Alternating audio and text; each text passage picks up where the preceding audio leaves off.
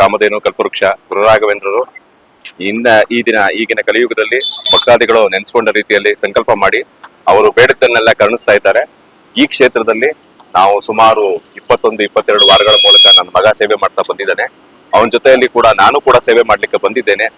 ಅವನು ಮನಸ್ಸಲ್ಲಿ ಏನ್ ಸಂಕಲ್ಪ ಮಾಡ್ಕೊಂಡಿದ್ದಂತ ಅವನಿಗೆ ಗೊತ್ತು. ಅವನಿಗೆ ಒಂದು 4-5ನೇ ವಾರ ಆಗುವಷ್ಟರಲ್ಲೇನೆ ಅವನಿಗೆ ಸಂಕಲ್ಪ ಈಡೇರಿದ ಬಗ್ಗೆ ಒಂದು ಸೂಚನೆ ಅವನಿಗೆ ಸಿಕ್ಕಿದೆ.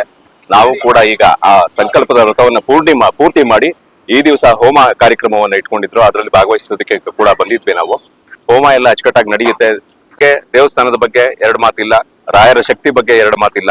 ಬಹುತೇಕ ಭಕ್ತರು ಅವರು ಬಂದು ಅನ್ಕೊಂಡಂತ ಕಾರ್ಯಗಳೆಲ್ಲ ಈಡೇರಿವೆ. ಕ್ಷೇತ್ರದಲ್ಲಿ ಇನ್ನೂ ಅಭಿವೃದ್ಧಿ ಕಾರ್ಯಗಳಾಗಬೇಕಾಗಿದೆ. ಭಕ್ತರು ಸಹಕಾರ ನೀಡಿದರೆ ಕ್ಷೇತ್ರದ ಕೆಲಸ ಬೇಗ ಆಗತ್ತೆ. ರಾಯರು ಭಕ್ತರು ಬಯಸಿದ್ದನ್ನ ಈ ಕ್ಷೇತ್ರದಲ್ಲಿ ಈಡೇರಿಸ್ತಾ ಇದ್ದಾರೆ.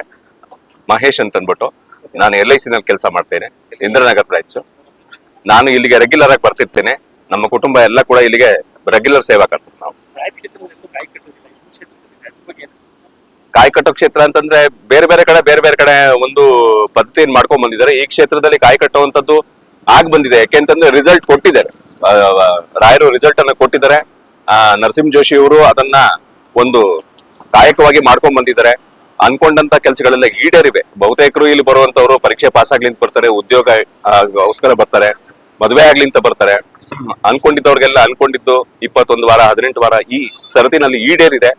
ಕ್ಷೇತ್ರದಲ್ಲಿ ಶಕ್ತಿ ಇದೆ, ಅದ್ರ ಬಗ್ಗೆ ಎರಡು ಮಾತಿಲ್ಲ. ಖಂಡಿತ ಇದನ್ನ 2ನೇ ಮಂತ್ರಾಲಯ ಅಂತಂದ್ರೂ ತಪ್ಪೇನಿಲ್ಲ. ಮಂತ್ರಾಲಯದಂತೆ ಬೆಳೀತಾ ಇದೆ. ಇದು ಕ್ಷೇತ್ರ ಅತ್ಯಂತ ಸತ್ಯವಾದ ಕ್ಷೇತ್ರ ಆಗಿದೆ. ಅಭಿವೃದ್ಧಿ ಕಾರ್ಯಗಳು ಇನ್ ಸ್ವಲ್ಪ ವೇಗವಾಗಿ ಆಗ್ಬೇಕು. ಕಟ್ಟಡ ಕಾಮಗಾರಿ ಬೇಗ ಮುಗಿದ್ರೆ ಭಕ್ತರಿಗೆ ಅನುಕೂಲ ಆಗುತ್ತೆ. ಧನ್ಯವಾದಗಳು.